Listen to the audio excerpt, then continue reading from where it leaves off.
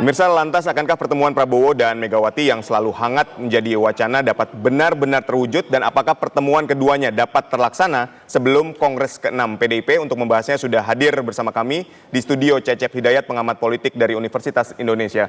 Selamat sore, Mas Cecep. Selamat sore, Mas Oho. Baik, Mas Cecep, ini menurut Anda bagaimana kemungkinan dan probabilitasnya, mengingat wacana ini sudah berulang kali namun gagal dan tidak terrealisasi? Oke, memang wacana pertemuan Prabowo Megawati itu telah menjadi diskursus ya sejak menjelang Pilpres, setelah Pilpres ya, menjelang pelantikan sampai setelah menjelang pembentukan kabinet dan seterusnya lah. Tapi ternyata belum terrealisasi. Dan sekarang muncul lagi nih. Jadi menurut saya ada beberapa hal yang membuat probabilitasnya menjadi lebih tinggi. Apa alasannya? Pertama, ini kan momentum Lebaran, Idul Fitri. Jadi ada momentum silaturahmi sebenarnya di antara dua pemimpin partai politik. Itu yang pertama. Kemudian yang kedua, kalau kita lihat dari penjelasan konsolidasi demokrasi ya, ingat PDI Perjuangan dan Gerindra dua partai besar pemenang Pileg. Sehingga kemudian komunikasi ya, bersatunya, bertemu ya dua pemimpin partai besar ini itu bisa melahirkan konsolidasi demokrasi yang lebih baik buat bangsa ini. Ketika dua pemimpin partai besar ini bertemu, tentu fragmentasi politik yang mungkin ada di akar bawah, di aras rumput ya, itu mulai bisa dinegasikan. Itu yang pertama, yang selanjutnya. Kemudian yang ketiga ya, itu kita bisa lihat dari model realisme politik sebenarnya. Jadi PDIP ya, Puan khususnya ya, sebagai ketua DPR tentu tahu ini kan yang sekarang berkuasa adalah presiden dari Partai Gerindra. Sehingga kemudian realitas politik, apalagi hampir semua partai ya, menyisakan PDI Perjuangan dengan Nasdem gitu yang masuk di luar pemerintahan. Tentu harus punya komunikasi yang baik dengan penguasa gitu, termasuk dari sudut pandang Gerindra sendiri, Prabowo sendiri tentu perlu untuk membangun komunikasi yang baik dengan PDI Perjuangan. Penjelasan yang lain adalah pertukaran politik bisa jadi. Kenapa? Ya yang tadi ada kemungkinan ya, dengan pernyataan Prabowo di awal ketika setelah dilantik, dia ingin semuanya bersatu gitu. Merangkul semua. Merangkul semuanya atas nama Persatuan Nasional. Meskipun kalau dari sudut pandang demokrasi sebenarnya ya tidak terlalu baik sebenarnya ya, karena nggak akan ada yang melakukan koreksi, mengawasi dan menyeimbangkan check and balances. Ya saya sih berharap tetap aja di luar gitu ya. Tapi itu kira-kira. Yang terakhir tentu saja komunikasi politik ya. Itu bagaimana komunikasi yang terbangun sekarang setelah Lebaran ketika Didit keliling ya, Kertanegara, Teguh Umar Solo, itu memungkinkan ya ada model baru lagi. Nah, apa makna dari Didit yang melakukan safari Lebaran ke berbagai tokoh bangsa, termasuk salah satunya ke Megawati? Jadi kan langkah politik Didit tentu saya kira kan sepengetahuan dari ayahanda beliau ya. Dalam hal ini Ketum Gerindra, Prabowo Subianto yang juga Presiden ke-8. Nah, sebelum Lebaran kan kita tahu juga Didit mengumpulkan anak-anak presiden nih, bertemu ya dalam satu momentum gitu, dari yang presiden pertama sampai yang ke-8 itu hadir semua. Walaupun perwakilan? Perwakilan, tentu saja nggak semuanya ya. Nah, dari sana sebenarnya Didit ingin menampilkan wajah diplomasi ya, bagaimana ya di luar bapaknya dia juga bisa merangkul semua aktor-aktor ya, anak-anak presiden yang lain. Kemudian dalam konteks Idul Fitri ya, dirinya juga melakukan diplomasi ulang alik juga, dia dari Kertanegara ke Solo, kemudian misalnya ke Teguh Umar dan seterusnya. Harapannya apa? Harapannya ada, termasuk ketemu yang SBY juga kan. Harapannya tentu saja bisa terjalin komunikasi di antara para tokoh bangsa yang kebetulan ya sampai detik ini mungkin masih ada hambatan gitu. Ya mungkin antara presiden ke-6, 7, 8 tidak ada, sudah ketemu berapa kali bahkan ya. Tapi dengan yang kelima belum sempat nih ketemu antara 8 dengan 5 gitu.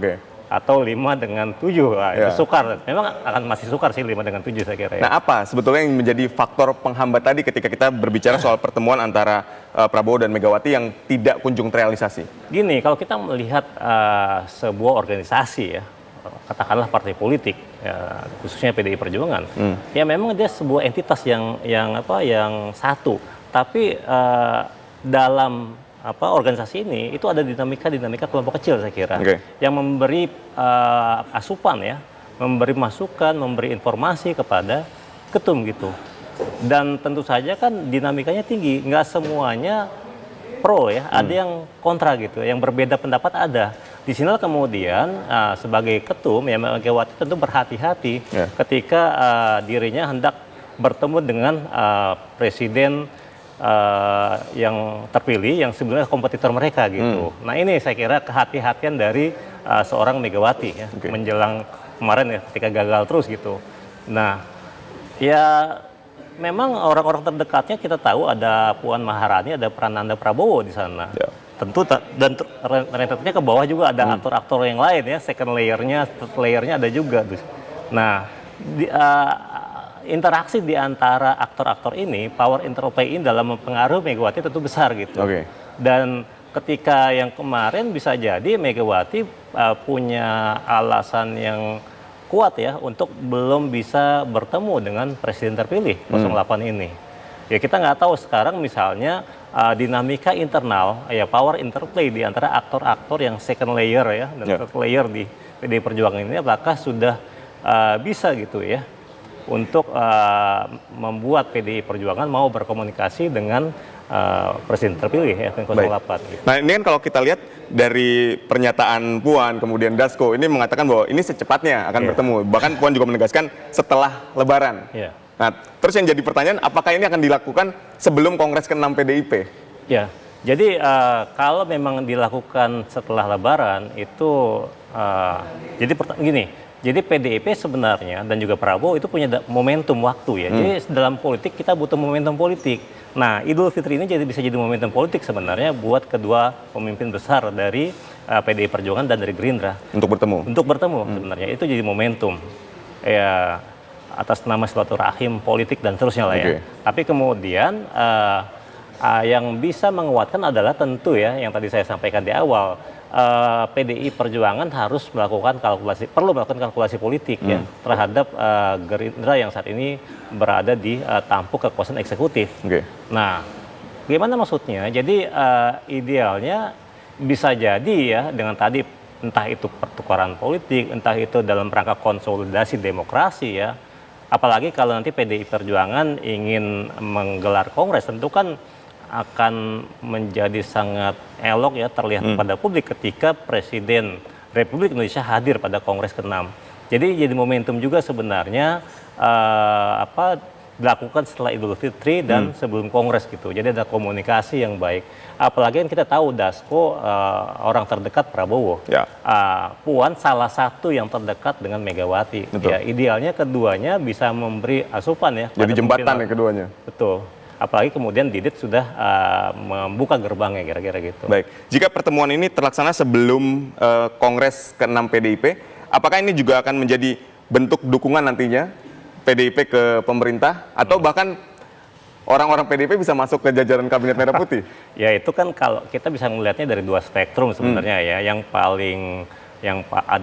pertama bisa jadi seperti itu. Ketika terjadi pertukaran politik misalnya ya. Akhirnya misalnya PDIP ingin memberikan dukungan politik bukan sekedar di luar pemerintahan tapi masuk ke dalam, tentu ada barter politik yang akan diperoleh oleh PDI Perjuangan. Tapi kalau melihat sosok Megawati saya kira ya dirinya akan tetap membawa PDI di luar pemerintahan gitu.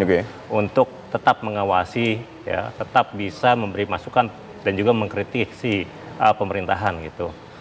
Tapi kan ada sosok Mbak Puan yang lebih cair untuk bergerak ke sana kemari kan? Iya, Puan kan salah satu sosok. Ada sosok yang lain juga sebenarnya seperti Prananda Prabowo dan juga elit-elit yang lain yang saya kira sebelum memutuskan ya untuk PDIP bergabung atau masuk ke dalam pemerintahan, tentu Megawati akan mendengarkan itu semua. Apalagi seorang Megawati yang punya pengalaman puluhan tahun dalam politik Indonesia ya, tentu dia akan sangat berhati-hati gitu.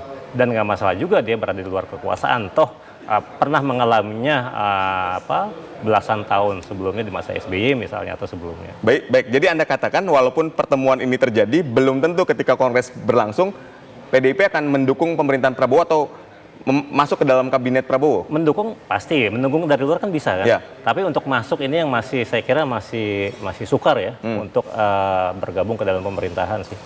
Baik, tapi kalau untuk konstelasi koalisi sendiri dengan pertemuan Prabowo Megawati ini akan seperti apa menurut Anda? Konstelasi dari Koalisi yang saat ini sudah ada? ya. Jadi kalau sepanjang tidak mengganggu bangunan koalisi ya, partai-partai yang lain tentu nggak ada yang masalah dong. Ya, Oke. terhadap ancaman terebutnya kursi mereka oleh dua partai yang sebelumnya belum ada ya di dalam pemerintahan atau kabinet merah putih gitu. Sepanjang itu nggak mengganggu, saya kira partai-partai pendukung pemerintah sekarang sih tidak ada persoalan ya. Oke. Kecuali memang ada persoalan dari mereka sendiri gitu, yang menyebabkan misalnya ada kadernya yang tersangkut kasus ya, tentang skandal politik dan lain seterusnya, sehingga membuat pemerintah menggantinya ya. Hal yang berbeda tentu. Oke. Tapi kalau untuk kemungkinan PDIP masuk kemudian mengubah konstelasi, enggak juga ya. Belum sampai ke arah sana kalau saya membacanya. Oke, terakhir sebagai pengamat ketika Anda melihat seberapa optimistis pertemuan antara Presiden Prabowo dengan Ketua Umum PDIP Megawati Soekarno Putri ini benar-benar akan terrealisasi setelah dua orang terdekatnya menyatakan setelah ada pembicaraan secepatnya dan seterusnya? Ya, saya menjadi bagian yang optimistis ya. Kedua tokoh bangsa ini bisa menggelar pertemuan. Dalam konteks apa? Ya bukan dalam konteks bagi-bagi kekuasaan. Ya. Itu dalam konteks konsolidasi demokrasi yang tengah terjadi gitu. Dan tetap ya dalam demokrasi itu ya tidak perlu juga merangkul semuanya untuk masuk ke dalam kabinet. Perlu ada kekuatan yang mengawasi, Oke. menyeimbangkan pemerintahan. Itu saya kira, dan saya kira Megawati ya sebagai seorang pendekar demokrasi ya, Baik. dia akan memperhatikan aspek-aspek tersebut. Toh masih ada 2029 untuk bertarung kembali gitu. Baik, kita sama-sama nantikan ya. Ya. Wacana ini apakah sebatas wacana seperti yang sudah-sudah Ya. atau benar-benar dapat realisasi. Sekali lagi terima kasih Siap. Mas Cecep telah berdialog bersama kami.